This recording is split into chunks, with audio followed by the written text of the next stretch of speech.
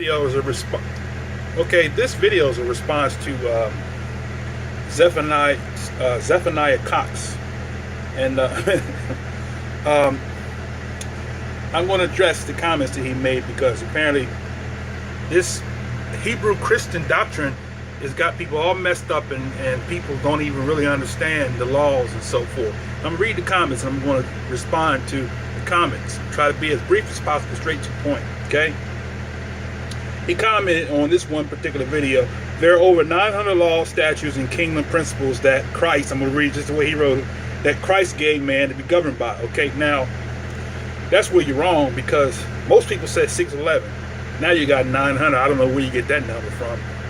Okay? And the Messiah didn't give the law. The Father gave the law. The Most High Yah gave the law. That's where you're wrong, okay?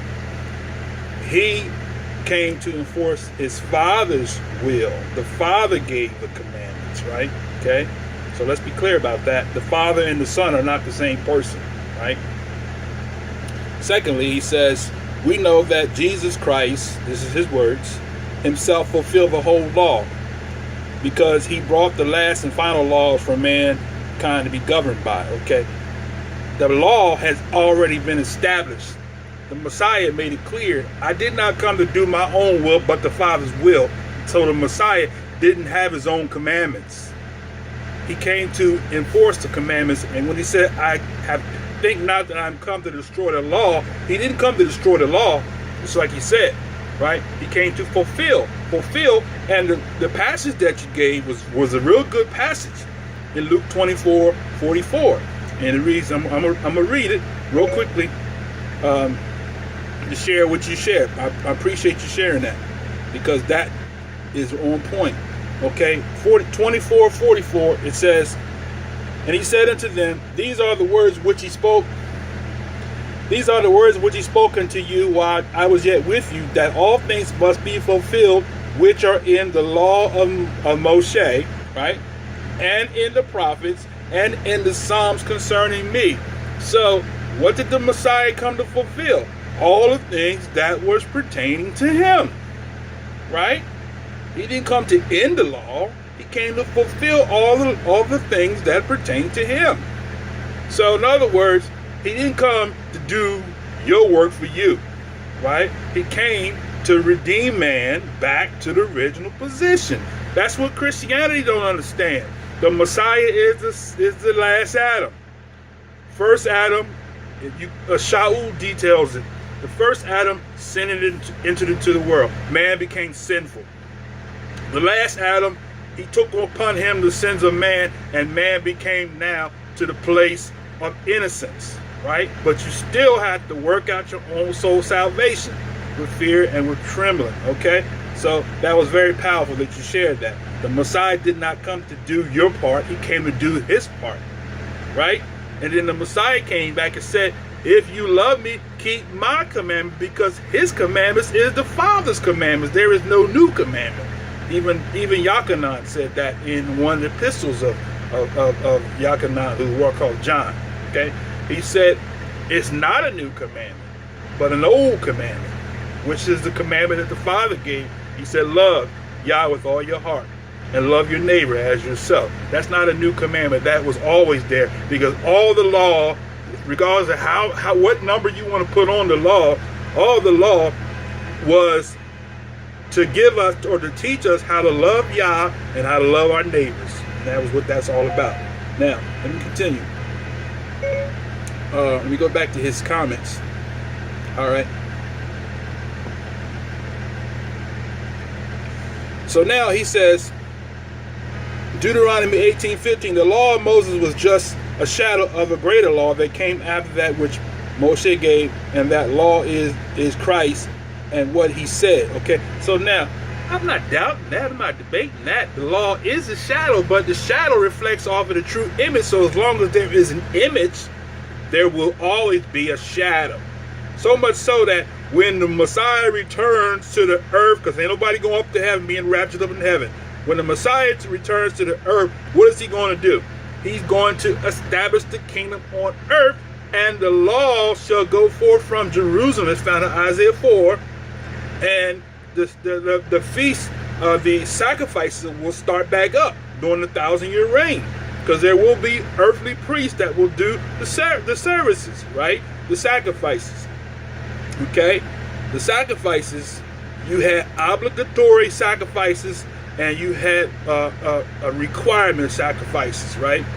Okay, obligatory sacrifices are sacrifices that when a person transgressed, they had to do this, right? And the same today. When we transgress, we still bring a sacrifice, which that's what the Messiah replaced. The physical lambs and animal sacrifices for our transgression. That's what Isaiah said in 53. He was wounded for our transgression, bruised for our iniquities. Why? Because yes, those animal sacrifices were a shadow of him. They were a mirror of him, because he is the one that took away the sins of the world. But now that he has redeemed us back to the Father, we still have to work out our soul salvation by obeying the Most High. Not breaking his commandments, keeping his commandments. Okay? Faith without works is dead. And faith is a thing that has corresponding action, right? Now, so he says,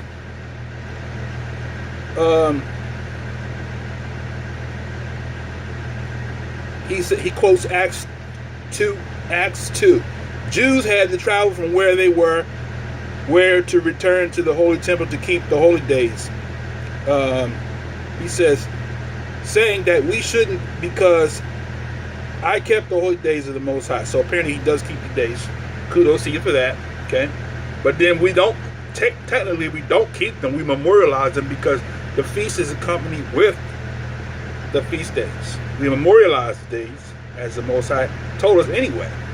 But that's another lesson, right? Then he quoted Ezra 6. The Jews returned to the holy temple from the captivity to keep the holy days. That's a fact. Okay. Now he has here, it was a law to even send your wife out of the city for several days when she was on her cycle. Okay. Now, give me verse and chapter for that, because people always quote that. Where is that found at? Who keeping that law? Who keeping that law? Okay. All right. Show me. Give me a verse and chapter where that is. What you're speaking in reference to, because I hear people say that all the time. Woman's supposed to kicked out the house or kicked out the city, as he say here, but I haven't seen that. Where is that at? Okay. He says, if you break one, you broke all. Yeah. So the purpose of that statement is for us, as I think he quoted from James or Yaakov. The purpose of that is because the Most High wants us to be obedient children to his law. He's saying, strive, live to keep them all, to be obedient. Okay. All right. All have sinned and come short. Right. Don't make excuse to not obey because, oh, I'm going to not make it. I'm not going to do all the law anyway, so I'm just not going to do it. It's like telling the police officer, oh, you know what? I'm going to eventually run through a light at one point in time. I'm going to eventually run through a stop sign, right? I'm going to eventually have an expired license or registration. So I'm not going to keep none of the other law because I can't keep them. So since I can't keep one law, I'm going to break all the laws. That's a fool statement. That's a religious statement, right? So he says, remember, if you break one, you broke all. He says, thanks for proving the Bible right, not man. Okay, so now, first, let's be clear. The law didn't come from man. The law came from the Most High Yah. So whatever he says is law. But when you obey man's law, and then you turn and reject the Most High's law, you are obeying man's law and not obeying the Most High's law, because the man tells you this is what you do. You get a registration for your car, you get a driver's license. If you're going to drive, you have a driver's license. If you're going to have a car, you're going to have registration. That's what man tells you. The Most High says, oh, remember my Sabbath day? Oh, we don't have to do that because Jesus rose on the first day of the week, so we keep the first day of the week, right? That's nonsense. This is utter madness. Utter madness. Okay? The Most High, why does the Most High have to be the loser and man is the winner? Right? Man have all these pagan feast days. I look at Omar, Pastor Omar, and they celebrating Christmas and New Year's, but yet the Most High's feast days is not being recognized. Okay? And then we say, oh, we're not recognizing the pagan days, but yet you having prayer on New Year's Eve, you having prayer and all that service on Christmas, right? But yet the Most High is the loser. But man is the winner, and the Most High is the loser. Right? His laws are done away with. His laws are no more good. We keep man's laws. That is foolishness, right? And that's deception, right? Now, this brother commented some previous comments. Let's see if I can find another one here before I close this out. Okay, his first comment was, okay, that law is Christ himself, and what he says goes. What the Father says, the Messiah said, I come to do the Father's will. So if the Father said it, if it's unclean, if the swine is unclean, if the scavengers is unclean to eat, the Most High said the Messiah is not going to come back and say, okay, all right, I got to change your heart now. Those laws are so cruel. You can eat whatever you want to eat. Just pray over it and just, hey, Kuka Messiah, and eat it is all right. No, that's plain foolishness, right? All right. So he said, he goes and says, study both the Old and New Testament. Christ addressed every crooked thing about the law. Okay, so the Most High said, I and the Father are one. So if you're saying that the Messiah said the law was crooked, then he's saying that the Most High is crooked. So you are making a division between the Messiah and the Father by saying the Father himself, the Messiah said what the Father's law was crooked. That don't make no sense at all. That's really stupidity, right? All right. Did you not search out what Isaiah said about Christ? Isaiah 9:6. The Son is called Father and mighty God, born with a government system, right? See, you guys will never understand the Christ is the Son of God, but he also is God in the flesh. Oh, boy. The Messiah himself said it, oh, slow one, that I and my Father is greater than me. So how could he be the Father and be the Son at the same time? That is utter madness. It's foolishness, right? But at the same time, a son can be a father because he has children. So the point you're trying to make is a moot point, because every son, preferably, can be, if he's not a father, if he has children, right? Now, so that's what that's talking about. So we are the spiritual sons and daughters, right? That once we embrace the Messiah, we become what? His spiritual sons and daughters, right? Okay, because he's the first fruits of them that slept. And then we become the first fruits of Israel, those of us who have awakened the truth, and then the great harvest. Okay, so that's that. Now, let's see. I think he had one more other comment.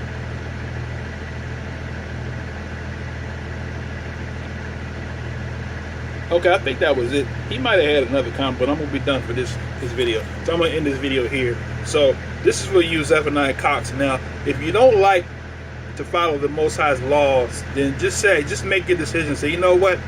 I'm going to be stiff-necked and disobedient. I'm just not going to obey these laws because I don't think I have to obey them. I don't want to obey the Sabbath day, the seventh day. I don't want to obey the dietary law. I don't want to obey all the things that the Most High told us to do.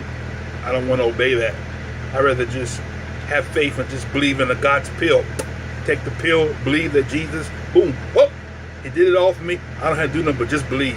Okay, that's foolishness, and that is not what the Messiah taught. That is not what the apostles taught. That is not what the scriptures prophesied of. That is not what the biblical text at the Baruch Kadash, what the world calls the New Testament, taught. And no, we're not in the New Testament, because the reason why I know we're not in the New Testament is because I'm making this video and I'm teaching people through the Ruach.